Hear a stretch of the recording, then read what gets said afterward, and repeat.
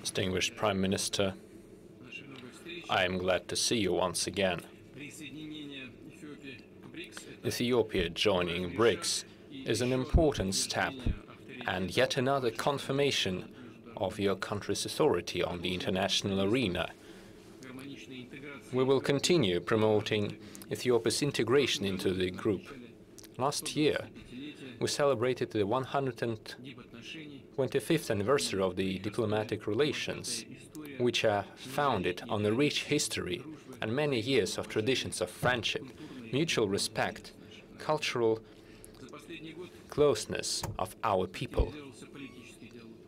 In the previous years, we have built up political dialogue, establishing good cooperation between ministries and agencies. Our country's positions on the majority of global and regional issues are quite similar. We appreciate Ethiopia's support for the majority of Russia's initiatives at the United Nations. Russia pays special attention to the development of its relations with the countries of the African continent. We implement the agreements reached during the second Russia-Africa summit in St. Petersburg. We're expecting to see the new head of the Ethiopian Foreign Ministry at the upcoming Russia-Africa First Ministerial Conference in November in Sochi, in Russia. The chair of the Russian Federation Council, Madam Matviyenko, is ready to visit Addis Ababa in the upcoming months. We see growing trade volume, which still remains modest in absolute values, but still we see good dynamics in our trade.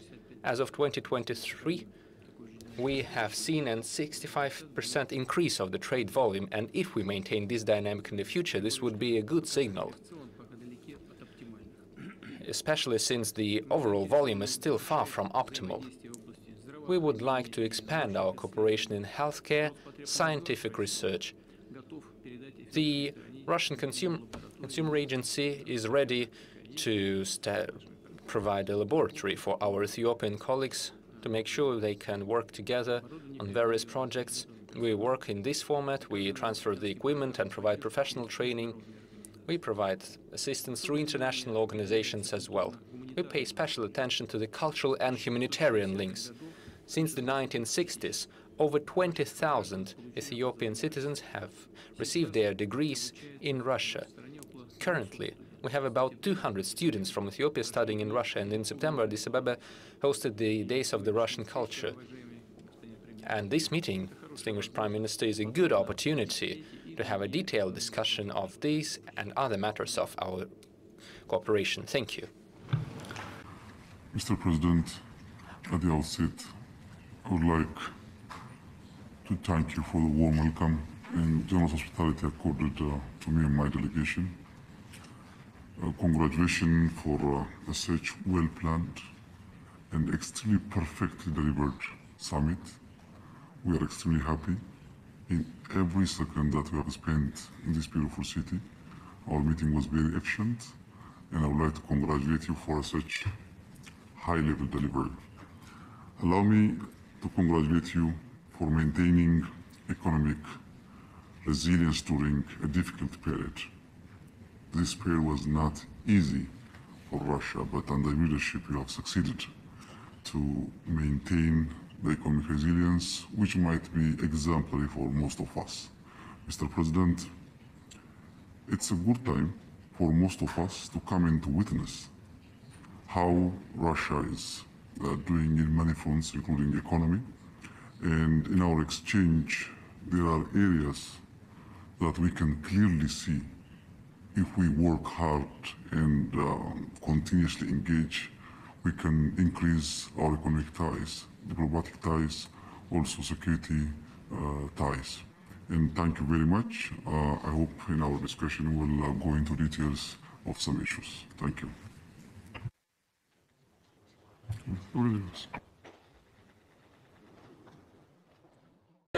So the British media like to talk a lot about Palestine and about what is happening in Palestine according to Israel and the Hamas-run terrorist state of Gaza.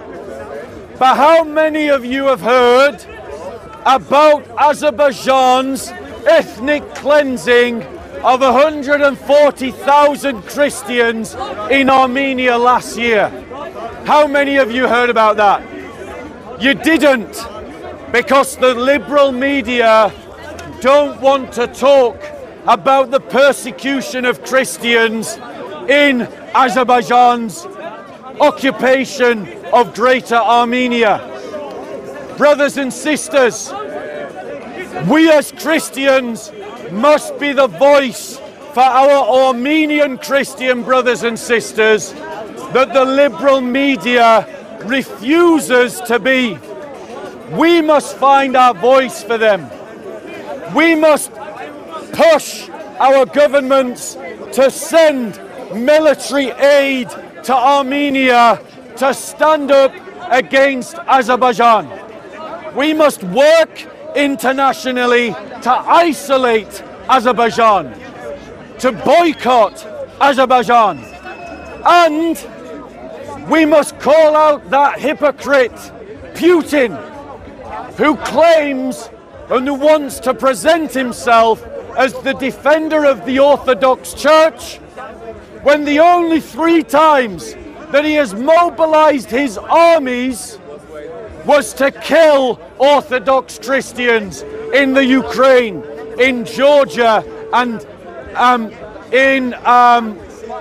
by allowing Azerbaijan to persecute and destroy Armenian Orthodox communities. The Orthodox Russian Church should condemn Putin's foreign policy and call for solidarity with Armenian Christians against Azerbaijan.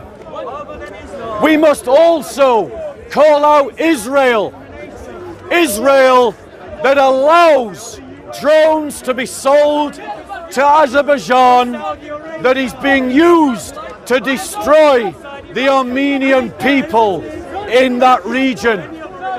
As Christians, our solidarity is with Armenian Orthodox Christians against anyone that allows them to persecute them. Thank you very much. Okay, God bless you.